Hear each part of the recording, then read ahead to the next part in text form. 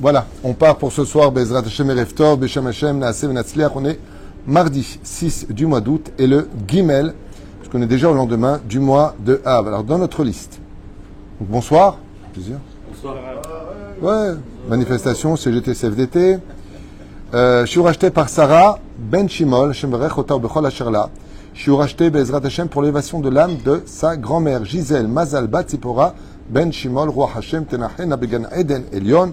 בכל השרבות עמך בכלל הרחמים והסליחות וכן יהי רצון ונאמר אמן כי יהיה נשמתה תורה בצור החיים כל מérite de cette étude יעלה את נשמתה כזוהר הרקיע בעזרת השם יתברך pour elle ainsi que toutes nos victimes כל חיילינו שנפלו על המחנה וכן כל הרפל והבדלים tous nos blessés tous nos otages בריאים ושלמים בביתם וכל עם ישראל חי וקיים בעזרת השם. À ce qui paraît, trois grands rabbinim, le Rav David Abuchatzera, le Rav Shalom Harouche et un autre Rav aurait dit qu'il n'y aurait pas de guerre. Moi, je dis qu'il vivra, verra. On commence tout de suite notre shiur en pensant fortement à tous les malades d'Israël. Et Dieu seul sait combien il y en a. Toutes ces personnes qui veulent se marier, ceux qui veulent régler leurs dettes. Il y a beaucoup de problèmes d'argent en ce moment chez beaucoup de gens. C'est un des signes du Mashiach, hein, Maurice? Ouais. Je fais comme notre ami de Bodédout. Hein? Il n'y a pas mieux que ça, clé de Bodédout.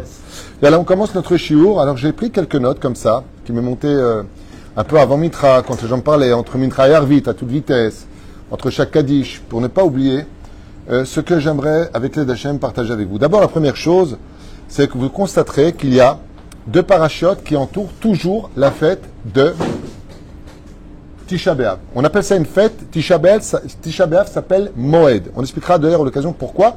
C'est la raison pour laquelle on ne fait pas de Tachanounim la veille de Tisha B'Av. Pourquoi on ne fait pas de Tachanounim? Parce que c'est Nikra Erev Moed.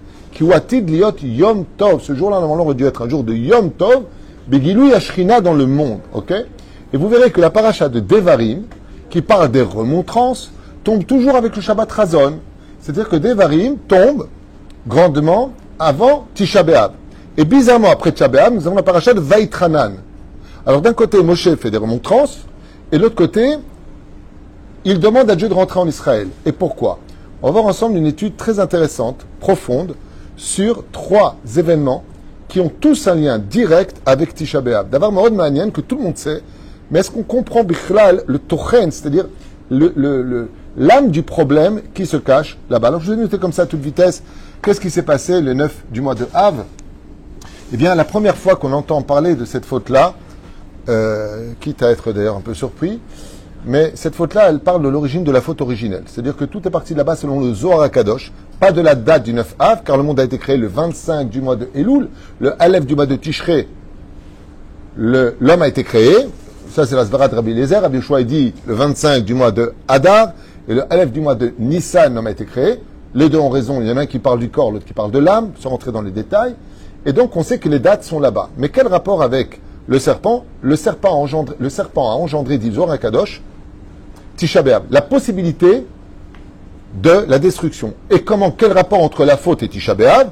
Eh bien, Tisha B'Av est relié à un mot très dur à entendre, le Girouche. Mazé Girouche? Non, oui, Girouche veut dire Girouchine, mais c'est le Girouche. L'expulsion. Voilà, le déracinement de ta maison.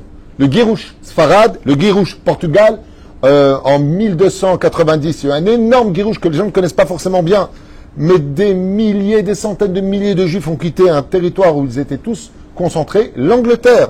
En 1290, il y a le Girouche Anglia. Et le mot Girouche, quand est-ce qu'on voit pour la première fois? En conséquence de la faute du Nachash HaKadmoni, il y a marqué dans la Torah que Dieu les a renvoyés. Et Tisha B'Av est relié au renvoi, ce qu'on appelle au Girouche. Et c'est pour cela que, étant donné que ce qu'il y a d'extraordinaire dans la Torah, ce qu'il faut comprendre, c'est que les Meraglim, okay? Ils ont dit du mal de la terre d'Israël. Et à mon avis, la Torah est une. Parce que ce qu'elle répond, c'est qu'Israël a dit, moi je veux pas de vous. C'est l'histoire un jour d'un fils qui s'est fâché avec son père. Et son père, il lui a dit, écoute, tu me parles plus depuis quelque temps, mais je voudrais juste te dire une chose. Maintenant, c'est moi qui ne te parle plus parce que j'estimais que tu ne me mérites pas comme père. Retournez les choses. La terre d'Israël Adam, je te sens hyper concentré dans ce que je viens de dire. C'est enregistré, tu pourras réécouter apparemment. Je sens. Mais une manière de voir que la terre d'Eretz Israël te fait comprendre que c'est un mérite pour elle de te recevoir, mais il faut que tu sois aussi conscient que la terre n'est pas en solde. Elle aussi, elle est en train de te dire, hey, t'es pas content, je te vire. Chez Neymar, va taki, arrête et tu verras. La terre, elle te dit, je te vire. Tu crois que moi, je peux vivre sans, dépendant de toi? Je suis Atzmaï, t'es Atzmaï. Tu veux qu'on se marie? On se marie. Azmarchav. Boteru Kamadvarim Yafim. Donc, je vous ai noté les détails principaux. On va revenir sur 3 détails. Les Meraglim, Tchabéav. Premier Beth Amikdash, Tchabéav. Deuxième Beth Amikdash, Tchabéav. Le Valdi, ça s'est passé quand? Veille de Tchabéav. Tchabéav lui-même, comme l'a rappelé ce matin Shimon Pachter, que son père lui racontait qu'il était enfant quand il y a eu le Valdi. Il a vu ses parents déportés. Le Beldi, ouais, moi j'aime bien. Qu'est-ce que j'ai dit, moi? Ouais, c'est mon problème d'ailleurs. Ouais. Les Romains sont venus 1 an après la destruction du premier temple. Et qu'est-ce qu'ils ont fait à Tchabéav? Est-ce que vous êtes au courant de l'histoire? Qu'est-ce qu'ont fait les Romaïm quand ils sont revenus 1 an après la destruction du temple? Titus a détruit le temple et il renvoie une armée de 300 000 soldats en Israël. Ils font quelque chose à Jérusalem, à Tchabéav. Ils rasent Tisha ils rasent Jérusalem. Ils vont la Harosh et Kol Amakom. Kol Amakom. Il y en a qui disent que la muraille qui servait de poubelle qu'ont construit les Romains pour mettre à l'intérieur, ça s'est passé aussi à Tisha B'Av. Et puis un événement, bouleversant qui a tué une quantité de Juifs, où le Gemara nous parle de 4 millions de morts, 40 millions de morts, 400 millions de morts. Ça paraît utopique, mais en tout cas c'est la marque dans le Talmud qui s'est passé le 9 du mois de Av avec l'empereur de Rome, Adrien. La prise de Bétar, une énorme partie du peuple d'Israël décède, meurt, un fleuve de sang descend de Bétar à côté de Jérusalem jusqu'à Yamatichon, comme ça dit le Talmud, où un cheval qui serait tombé dedans se serait noyé. Donc on voit beaucoup d'événements. Alors moi, mon cours, il n'est pas basé sur ça, il est basé sur 3 dates. 3 dates, dont une qui est cachée, qui est secrète, et qui va ressortir, c'est la fête de Pessah. Quel rapport y a-t-il entre Pessah et Tisha B'Av? 2 liens. C'est que tout le but de la sortie d'Égypte, c'est de monter en Israël. C'est ce que nous apprend la paracha de Bo. C'est ce que nous apprend la paracha de Vaera. Je vous ai sorti du pays d'Égypte parce que j'ai promis la terre à Abraham, Yitzhak et Yaakov de vous la donner. Alors qu'est-ce que fait la Torah au milieu? Mode d'emploi pour vivre en Israël. C'est pas compliqué. La Torah, c'est le mode d'emploi qui te dit comment vivre en Israël, comment dévoiler le Zabatra, la voûte vache d'Eretz Israël, le dévoiler. Si tu viens pas avec ce dévoilement de la Torah, tu ressembles à quelqu'un qui risquerait d'acheter un meuble chez Ikea sans suivre le mode d'emploi. Tu vas te retrouver avec une vis et une planche. Résultat des courses, sans Torah, tu ne peux pas. Pourquoi? Parce que Eretz Israël a été conçu par le Créateur du monde pour y vivre les mitzvot de la Torah, comme le dit le Rambam. 80% des mitzvot de la Torah, Tariag mitzvot, Kluim Eretz Israël. Alors quel rapport entre Devarim et Vaitranan? Eh bien, c'est qu'à Devarim, Moshe fait des remontrances. Vous ne méritez plus de rentrer en Israël. Il nous cite les stations de façon allusionnée sur les fautes qu'on a commises, sur lesquelles il y a un guirouche. Ça veut dire qu'on est, comme tu l'as dit tout à l'heure, divorcé avec Israël. Personne ne rentrera en Israël sauf 2, Yoshua et Caleb ben Yefouné. Et Mazeva Itranan, c'est après Tchabéav. Et là, on rentre dans le premier Shabbat de la consolation. Il y a 7 Shabbats après Tchabéav de la consolation. Vaitranan, Moshe supplie Hachem de rentrer en Eretz Israël. Et pourquoi il ne rentre pas? Eh bien, parce qu'il a frappé le rocher. Sur ce, il y a aussi beaucoup à dire sur le rocher, qui est aussi une allusion au Beth Amikdash. L'homme est chané. Quel rapport maintenant y a-t-il entre Pessah et Tisha B'Av? Eh bien, c'est simple. Le jour où tombe Pessah, ce sera toujours le même jour où tombera Tisha B'Av. Tu fais calendrier. Donc, Tisha B'Av, ça tombe quand la semaine prochaine? Mardi. Donc, lundi soir. Ben, c'était quand Pessah? Ben, lundi soir. C'est pas compliqué. C'est le premier lien. C'est-à-dire que la concordance de la sortie d'Égypte, Etmol Aïnou Avadim Ayom Benechorin, c'est Eretz Israël. Et qu'est-ce que c'est Tisha B'Av? C'est que Tisha B'Av ne représente pas que la destruction du temple, elle représente l'expulsion des Juifs en Babylonie, premier temple, à Rome, deuxième temple, en Occident. Donc, le but de la sortie d'Égypte, c'est d'arriver en Israël, Abnouya. Et qu'est-ce que représente Tisha B'Av? Le Guérouche. Ça veut dire que tu dégages. Deuxième point qu'on retrouve, l'Ef, qui, au niveau de la Gemara, Korban Chagiga, au niveau du Sod, cette œuvre qu'on a sur le plateau représente le deuil. Pérouche Adavar, qu'effectivement, on le voit de façon allusionnée, on sort à peine de la fête de Pessah, on porte le deuil des élèves de Rabbi Akiba, Shem, Khatou, Girsho, Tamina, Olamazé. Ils ont envoyé de ce monde. Résultat, Pessah a un lien direct avec le 9 Av. Mais il reste quand même un peu caché. Par contre, celui qu'on rencontrera tout de suite après la sortie d'Égypte, donc après le 15 du mois de Nissan, première sortie d'Égypte, c'est la faute des Meraglim. Les Meraglim reviennent le 40e jour, veille de Tisha B'Av, et là, ils vont faire du Motzi Shemra, donc des mensonges sur Israël, et du Lashon Hara. Et le peuple d'Israël va pleurer, ce qui va provoquer la mort, le refus de la terre d'Israël de les laisser rentrer, et c'est le premier, une fois de plus, Tisha B'Av. Et le troisième élément, c'est le Beth Amikdash. Les deux sont détruits exactement à la même date, à Tisha B'Av. Ce qu'aurait dit l'Iran, selon certains services secrets, qui ne sont pas secrets, ils voudraient nous attaquer à Tisha B'Av pour que ce soit symbolique. C'est là. Je vous rappelle que pendant la guerre du Golfe, quand ils nous envoyaient des missiles, il marquait sur les missiles, on a reçu 39 Scud ici, et sur les Scud, il marquait Nabucodonosor, pour marquer un petit peu l'histoire. C'est là.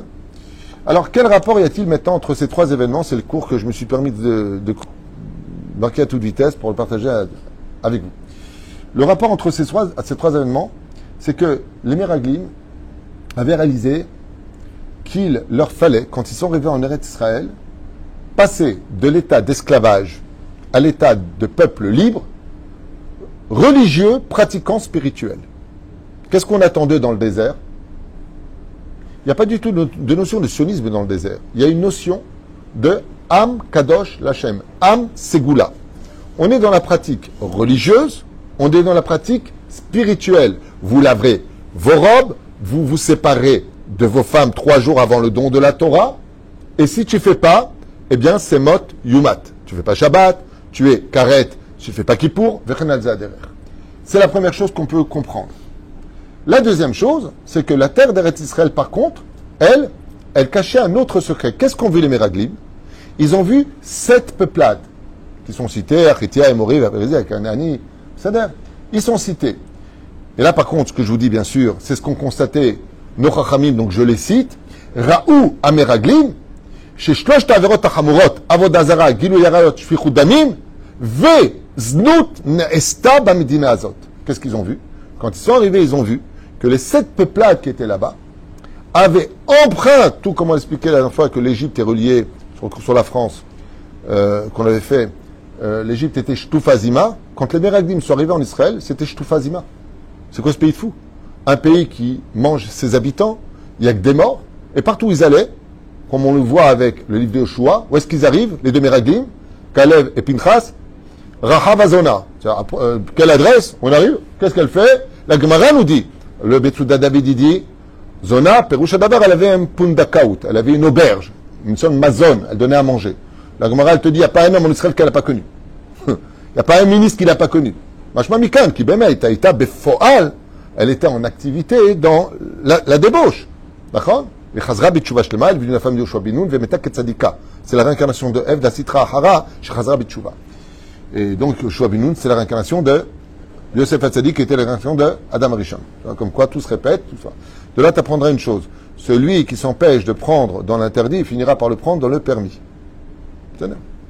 Velachen, qu'est-ce qu'ont vu les Meragdim? Donc là, animé de sa tête, être Hazal, c'est pas de moi, que la terre d'Eretz Israël qui était empreinte des 7 peuplades qui pratiquaient les 3 interdits formels dans le monde de la matérialité, l'avodazada, donc l'idolâtrie, l'inceste et le meurtre, et toutes les autres débauches, comme c'est marqué explicitement dans la Torah, je renverrai ces nations car ils ont fauté aux yeux de l'Éternel dans l'abomination. On parle de la débauche. Ne faites pas comme eux, sinon je vous virerai aussi. Les Meraglim, ils ont dit, mais attends, nous, on est moines.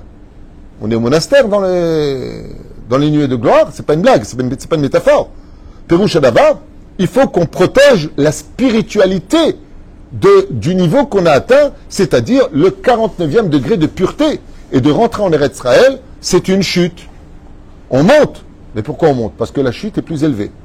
Mais la reine, il dit comme ça, donc je reprends en mettant le texte c'est ce que j'avais noté au début, il dit comme ça, qu'il leur fallait donc passer de peuple d'esclaves, donc c'était déjà une galère, à un peuple saint, qui pratiquent la Torah et les mitzvot.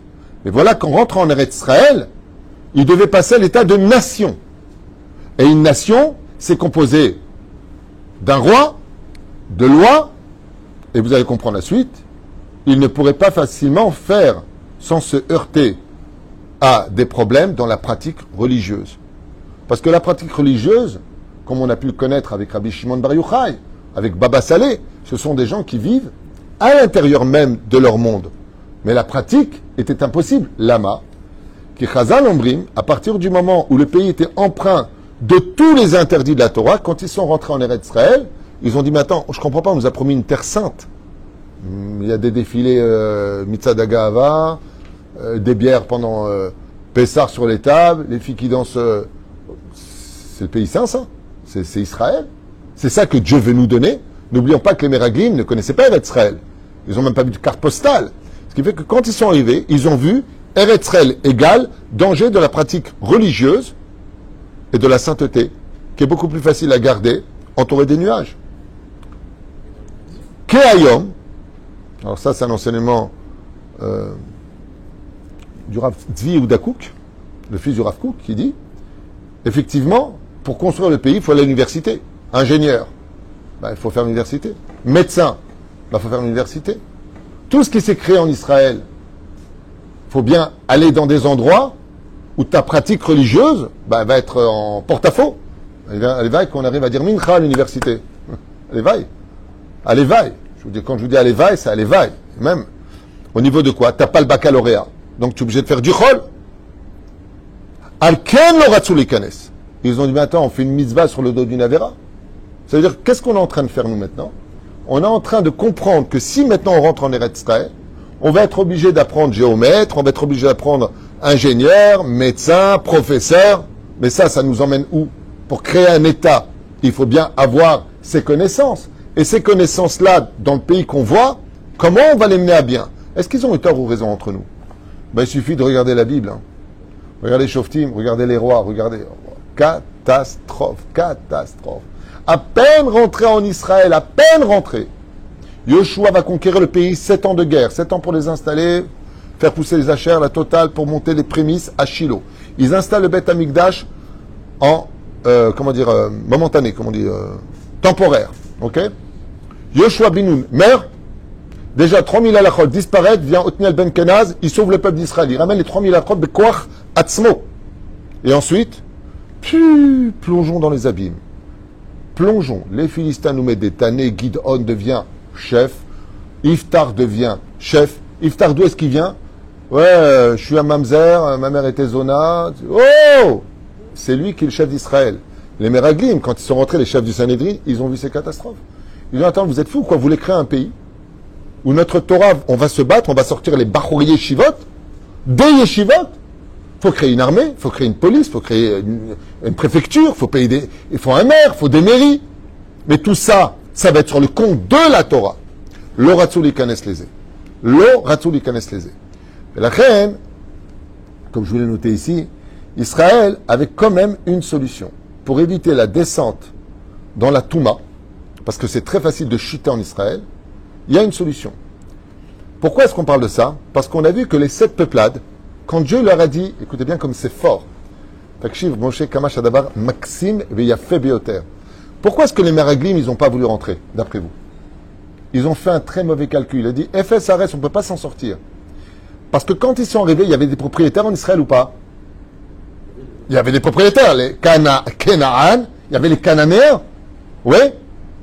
Qu'est-ce que Dieu a fait parce qu'ils sont rentrés dans la Touma? Il les a virés. Il a dit au choix, rentre en guerre. Qu'est-ce qu'ont compris les Meraglim? Ils ont fait une très grave erreur. Ils n'étaient pas au courant que pour Israël, il y avait une promesse qu'il n'y aura jamais d'extermination du peuple. Jamais. Communautaire, grand nombre. Mais d'extermination du peuple, il n'y a pas. Allemagne, Taou, sur quoi ils se sont trompés? Dans la destinée de ceux qui étaient là-bas avant. Ils ont été décimés, tous ces peuples. Ils ont été exterminés, tous ces peuples. Dieu les a finis. Il n'y a plus de Cananéens. Depuis l'époque de Yoshua Binoun, En Yoter Eretz Canaan, et là, Eretz Israël. Donc qu'est-ce qu'on fait les Meraglim? Ils ont dit, mais si nous maintenant on descend au plus profond des profonds, ça veut dire qu'on va signer la mort du peuple, est-ce qu'ils ont raison ou pas? Est-ce qu'ils ont raison ou pas d'après vous? Est-ce que leur logique, elle est si bête que ça? Pourquoi est-ce que Moshe ne rentre pas en Israël? La raison principale, pourquoi Moshe n'est-il pas rentré en Israël? La raison principale. Je ne parle pas de façon ésotérique que Israël ne pouvait pas contenir l'âme de Moshe Rabbeinu, ce que dit le Rav Kook. La raison, c'est que si Moshe était rentré, il aurait construit le Beth Amikdash, et alors? Et donc le Beth Amikdash n'aurait jamais pu être détruit. Qui aurait été détruit? En Israël. Ce qu'on ne connaissait pas les Meraglim, c'est que le Beth Amikdash était la garantie, le filet de sécurité. Que même si on descend au 50e palier d'impureté, Akadosh Baruch Hu, il a dit, t'inquiète pas, si je donne un coup de marteau, ce ne sera pas sur Am Israël. Mais les Cananéens, il n'y avait pas de Beth Amikdash. Il n'y a rien en comparaison. La Chanan Teshuva la Goïm. Mais nous, Israël, ce qu'on ne savait pas, c'est qu'on avait un filet. C'est les mecs qui font le trapèze là. Ils sautent, et puis ils se ratent. Qu'est-ce qu'il fait le mec? Il tombe dans un filet. Et Rabotenu nous disent que le filet dans le ciel, c'est de dire que si Israël, non, t'es pas Besséder, tu respectes pas Shabbat, tu manges pas kasher, tu respectes pas la Nida en Israël, tu roules avec ta voiture, Maïe, Akadosh Baruch Hu, t'inquiète pas, Maïe, un Beth Amikdash. Ce qui fait que chaque fois que cette année, les années sont passées avec pas de Beth Amikdash, c'est pour sauver le peuple d'Israël. Je ne sais pas si vous venez de comprendre ce que je viens de dire. La Chon Nikra Moed. Pourquoi cette fête s'appelle Moed? Parce qu'il vient te sauver la vie. Chaque année où le Beth Amikdash n'est pas reconstruit, c'est que la génération l'a détruit. Mashma Mikan. Que ce que ne connaissait pas les Meraglim, c'est la bonne nouvelle. Et c'est quoi la bonne nouvelle? Tu vas pas me croire. Quoi? Le Beth Amikdash sera détruit. Mais c'est une catastrophe. Oui, mais toi tu vis. Mieux vaut détruire de la pierre que le papa il casse sa maison ou qu'il te casse la tête et que tu meurs. Mais la reine Ben Israël ont fait un mauvais calcul. Pourquoi? Ils ne savaient pas qu'en réalité l'arche d'alliance c'était la vraie garantie du peuple d'Israël et de sa survie. Dieu il a dit t'inquiète pas, tu rentres dans ce pays, fais ce que tu as à faire. Si vraiment tu tombes, ne t'inquiète pas. Toi je te laisserai vivre, mais moi je casserai ma maison. Au lieu de te casser la tête, je casserai ma maison. Mashma Mikan, qu'en réalité, comme l'a dit Rabbi Akiva, quand il rigolait, il a vu un cheval qui sortait de Kodesh à Kodashim. La main tête sur rek. Il dit parce qu'en réalité on n'a pas compris. Ce Beth Amikdash, tant qu'il n'est pas construit, c'est la preuve que Dieu nous veut en vie. Que Dieu nous protège. Et le jour où il sera construit, c'est que maintenant Dieu nous veut vivants, mais maintenant pratiquants. Qu'est-ce que ramène la Géoula? Mazé la Géoula, qu'est-ce qu'on attend tous? C'est quoi la Géoula? Marzeratara Leoshna, Kibbutz Galouyot, ça veut dire un peuple sur sa terre, les lois que de la Torah, tout le monde est Shomer Shabbat, il n'y a plus de Choser Bitchouva, je veux pas, j'ai pas envie. En de Bachazen Chochma Yoter. Korbanot, Meshiveta Korbanot. Il descend la vérité sur terre. La Gemara nous dit dans Sota, il y a Ader à Emet. Il n'y aura plus de vérité. Lui ramène le Emet. Il va montrer le vrai visage de chacun de nous, qui on est vraiment.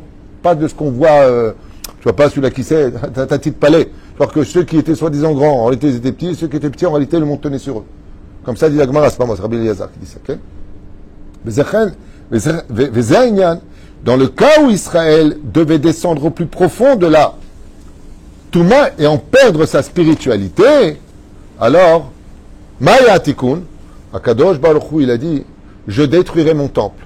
Et si ça ne suffit pas, deuxième filet, lequel? Bravo. Dis-le à voix haute. La galoute. La galoute. S'il y a vraiment un problème, Vataki arrêtez de Shoshvea, vous sortirez en exil. En tant que punition, en tant que tikkun, pour vous refaire. Donc vous étonnez pas à chaque fois de dire en Israël j'étais chiloni, je suis parti aux États-Unis, j'ai fait tchouva. Ouais, c'est là. Enfin bon, il y a plus d'assimilés en galoute qu'en Israël. Juste qu'on remette un peu les choses. J'en ai un peu ras-le-bol d'entendre des mensonges. Parce que moi, mon téléphone, quand il sonne en me disant ma fille est mariée avec un non-juif, lui il est comme ça, il est comme ça, il est comme ça, c'est beaucoup plus en dehors d'Israël qu'en Israël. Seulement comme ici, ça fait tache sombre sur un drap blanc, ça se voit très vite. Il y a énormément de pratiquants. Et d'ailleurs, grâce à ce mifta qui a eu lieu, j'ai appris qu'il y avait 73 000. Le chiffre n'est pas de moi, hein, c'est toutes les informations qui le disent. Quand ils veulent sortir les Bachouré Yeshivot des Yeshivot, ben le chiffre il est juste de 73 000 Bachouré Yeshivot. 73 000 jeux de dames, noirs et blancs. Je ne parle pas des kippot srugot qui sont pratiquantes. Je ne parle pas des Vijnitz, je ne parle pas des Breslev, je ne parle pas de tout ce qu'il y a. Je ne parle pas de tout ça, je ne parle pas des traditionnalistes. Sfarad comme Ashkenaz, Baba. Il y a 73 000 Bachouré Yeshivot. Quand tu entends un chiffre pareil, tu ne peux pas dire qu'il ne peut pas être religieux en Israël, excuse-moi, mais On va peut-être un peu remettre les pendules à l'heure, parce qu'à part ça, tu sors dehors, même Maurice, il est Shomer Shabbat. Il n'y en a jamais eu autant. Baruch Hashem. La perte de la destruction du temple vient comme la dernière limite de la descente du peuple d'Israël. Et donc ne peut que remonter. Depuis que le temple est arrivé, on ne peut pas descendre plus bas. Si les Juifs descendent en galoute, donc on ne peut que remonter. Mais la reine, car si le temple n'avait pas été détruit, c'est nous qui aurions été détruits, chas shalom. Ainsi donc le Beth Amikdash de ce fameux 9 du mois de Av était le point culminant du mariage de la spiritualité et de la matérialité. Et ça, c'est un chidouche qui est extraordinaire. Tout à l'heure, on a parlé des Meraglim, de Pessah, des Meraglim, et le 9 Av, c'est la destruction du temple. Et qu'est-ce que nous apprend la Gemara? Vous savez que le monde a été créé pour une mitzvah principale, comme ça dit le Talmud, d'accord? Qu'est-ce que tu veux dire?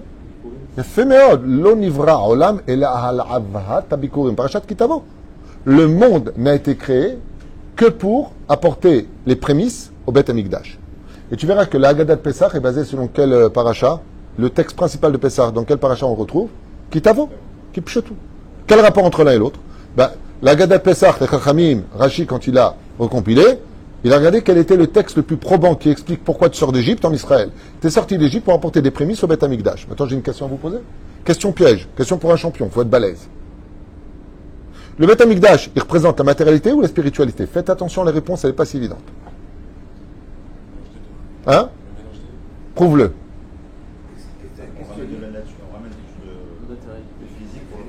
On ramène toute la matérialité au Beth Amikdash. Regardez ce que nous disent les sages. Je voulais noter en tout petit, parce que je me rappelais du texte que j'ai lu, et là j'ai noté à toute vitesse tout à l'heure. Écoute bien ce qui a marqué. Vetamo Adavar, Beit Bonenut. Il est curieux de constater, si on se concentre un petit peu dans ce qu'avait le Beth Amikdash, le Beth Amikdash est l'endroit le plus spirituel de la terre. Pourquoi? Le monde du 6 représente la nature. Le 7, Shabbat. Le 8, merchou spirituel. C'est pour ça que dans le Beth Amikdash, on a allumé le feu de Shabbat, Korban Moussaf.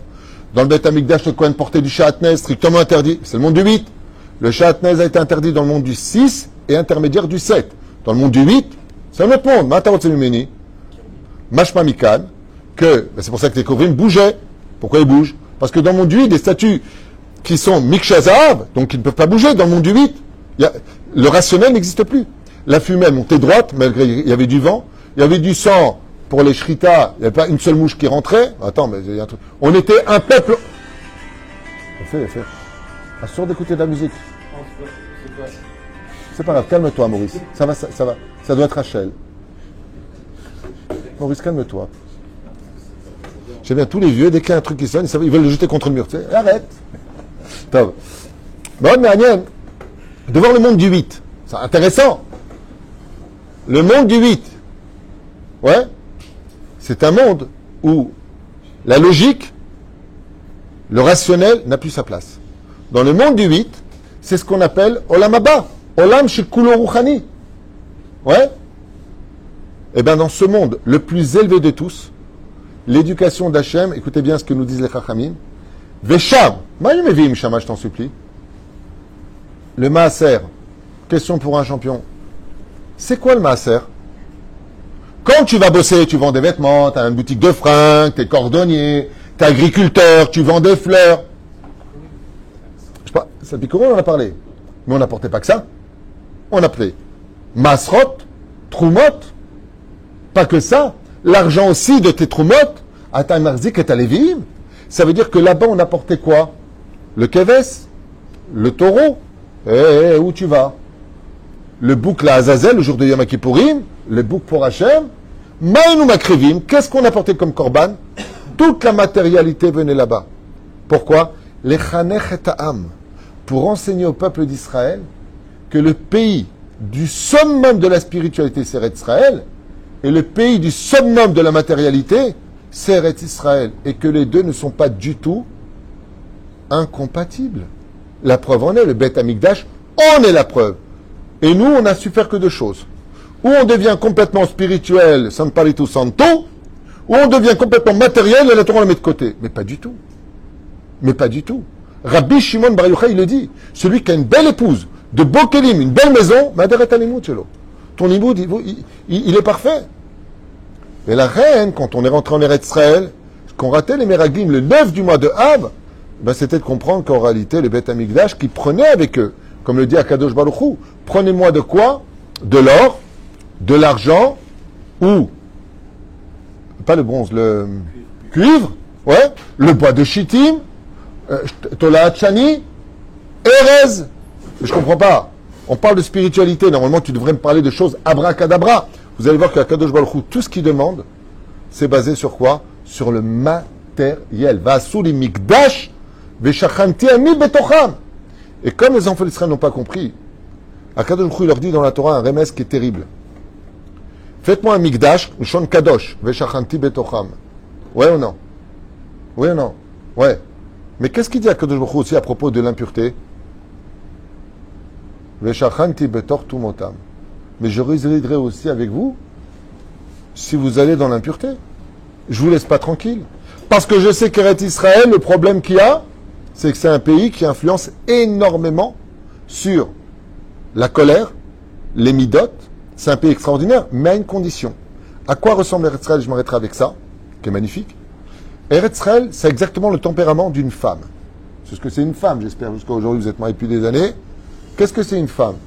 Tu la relèves, tu lui souris, tu lui parles comme il faut à son cœur, tu lui dis des mots d'amour, et si tu fais une réflexion, c'est parce que c'est noyé dans un océan de compliments. Tu as tout ce que tu veux. Si tu sais parler avec elle, tu sais la comprendre, tu sais comment elle fonctionne, elle te donne tout. Mais si tu es tout le temps dans la critique, tout le temps tu n'es jamais content, tu te plains tout le temps, tu n'es pas intéressant, tu la considères pas, elle se maquille pas pour toi. Elle te dit, t'as faim, t'es pas handicapé, va te servir. Résultat des courses, Ata mafsid. Car Eretz Israël, tu parles du bien d'elle, Ata meromem ota.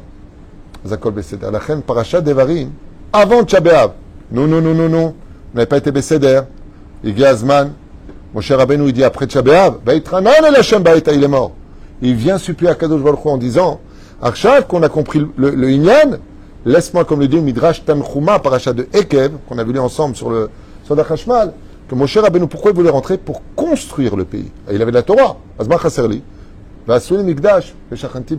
Comme d'ailleurs le rappelle le Rabbi Lubavitch, il dit que tout le but d'Eretz Israël, c'est un verset qui est la volonté de Dieu.